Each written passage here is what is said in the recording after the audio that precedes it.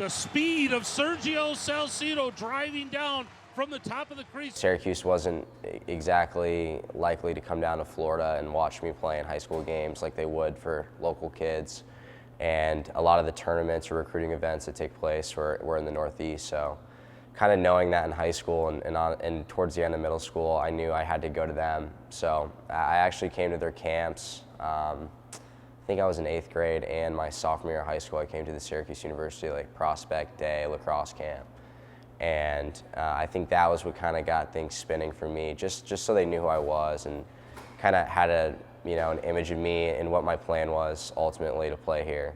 Tearing my ACL was probably the worst thing that could have happened, but now looking at it, it's kind of like a blessing just because I didn't really have the lacrosse IQ, I guess, my freshman year, and I was a little bit behind the guys in my grade as far as the knowledge of the sport goes and kind of what they expected of incoming recruits. So the 5th year and the redshirt year kind of helped me because I got to kind of watch things from an outside perspective a little bit more and ask questions and kind of learn and kind of get up to speed, with the mental side of things a little bit more than I would if I was playing. It'll hurt a lot more if you hit the back of the net. Salcido with a rocket in the upper right-hand corner.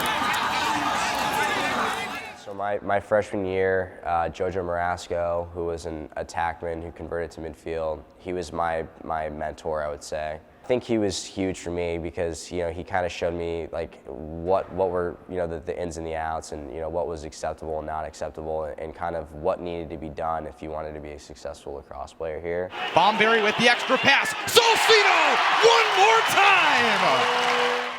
Also him wearing 22, he had all that pressure on him, and I kind of got to see how he handled it as a senior and a leader. That team went to the national championship my freshman year, and I just think that experience being around him and the rest of those guys is something that kind of set the tone for me and kind of made me understand, what it takes to be a leader and what you can and cannot do as a leader. Bomberry, he fires, he scores! What a rip from Sergio Salcido! I didn't really want to sit on the sidelines, early in my career, and I was so anxious to play. I just wanted an opportunity to get on the field, and being somewhat athletic and kind of having different facets to the game and in my own game that I wanted to have an opportunity to get on the field. They put me on the wings, which was a way to play and get in the games, which I wanted to do. I really bought into the position just because that's what they needed me to do. And then as obviously my career progressed into last season where I took on a more offensive role and now I'm an offensive guy and a leader.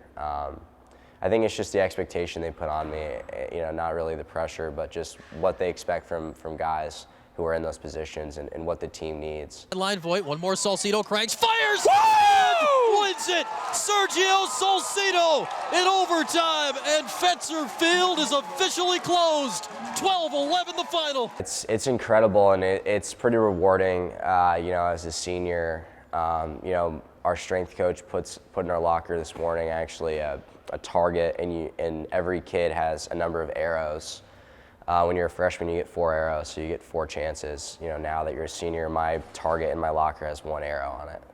He just did it this morning, and it made me kind of think about all the other teams I've been a part of, which have been incredible. But this team's got something special, I think, and I think just as a senior, knowing that you've got guys that are younger than you that have really bought in and are really committed to it and aren't kind of slacking or just getting through the days.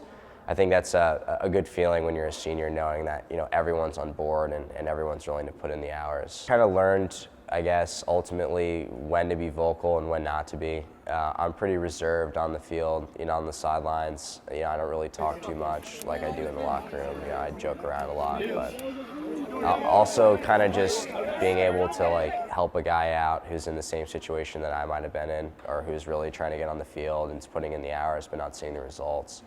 I think it's just good to be able to have someone to relate to and let the guys know whose shoes I was in, a couple of years ago, that it's going to work out if you keep doing the right things, and you just got to be patient. And I think just also kind of, realizing that the time's running out here and there's only a few weeks left, a few games left that were guaranteed. Just making sure that everyone understands how much it means to us and how far we've come, but to kind of get them to understand that yeah, we've won all these one-goal games. Yeah, we're the #1 team in the country, but you know, if we don't keep getting better, then we're going to end up getting worse, and we got to start improving going into the playoffs. I would say just like the family, honestly, the tradition, and the guys in the locker room, the coaching staff.